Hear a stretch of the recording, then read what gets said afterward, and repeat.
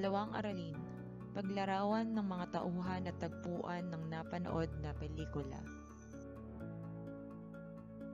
Kumusta? Maligayang pagbabalik. Natutuwa akong makita kayong muli. Sana nasa maayos kayong kalagayan. Muli ninyo akong samahan para sa ating panibagong aralin. Pero bago natin simulan ang ating aralin, nais ko munang ihanda mo ang iyong kagamitan at sarili sa ating pag-aaralan.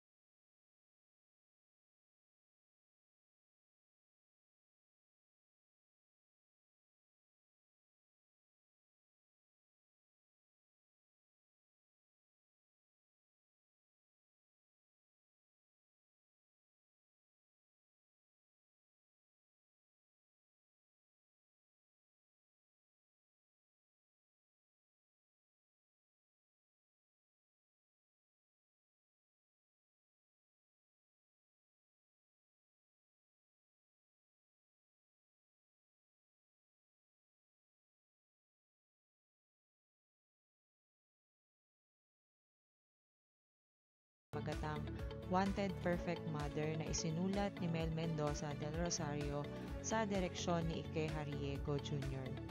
Ito ay ginampanan ni Ms. Regine Velasquez bilang Sam at ni Ms. Bing Loizaga bilang Trina.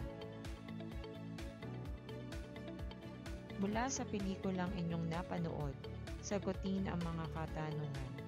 Una, saan ang tagpuan ng pelikula?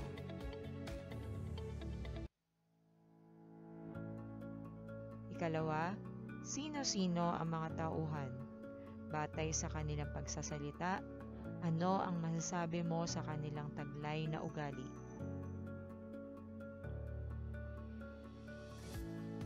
Ikatlo, sa iyong palagay, sino sa dalawang tauhan ang nasa katwiran at bakit?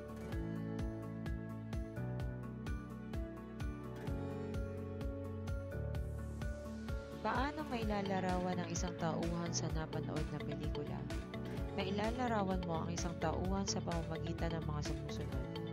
Una, katangian ng isang tauhan batay sa karakter ng kanyang ginagampanan. Ikalawa, sa ekspresyon ng kanyang muka, tono ng pananalita at kilos sa bawat bahagi ng pelikula. At ikatlo, obserbasyon sa mga tauhan sa pelikulang inyong napanood. Paano mailalarawan ang isang tagpuan sa napanood na pelikula? Mailalarawan mo ang isang tagpuan sa pamamagitan ng mga sumusunod. Una, katangian ng isang lugar na napuntahan ng mga tauhan sa pelikula. Ikalawa, sa mga kinuhaang lugar sa bawat bahagi ng pelikula. At ikatlo, obserbasyon sa mga lugar sa pelikulang inyong pinapanood. Paano may ibabahagi ang isang pangyayaring nasaksihan? Kung ikaw ang nasa karakter ng batang babaeng si Darlene na ipinakita sa pelikula, ano ang iyong magiging reaksyon mula sa isang pangyayaring iyong nasaksihan o naobserbahan? Paano maibabahagi ang isang pangyayaring nasaksihan? Sa pagbabahagi ng isang pangyayaring nasaksihan o naobserbahan, una, may mga pagkakataon na masaya, malungkot o galit ang ating mga pangyayaring naranasan o nasaksihan. Kalawa, ito ay tumutukoy sa pag-uulat kung kailan ang mga pangyayari ay kailangang ibahagi o ipahayag. At ikatlo, may iba't ibang mga pangyayari na maaari nating ibahagi sa iba o sa pangkalahatan.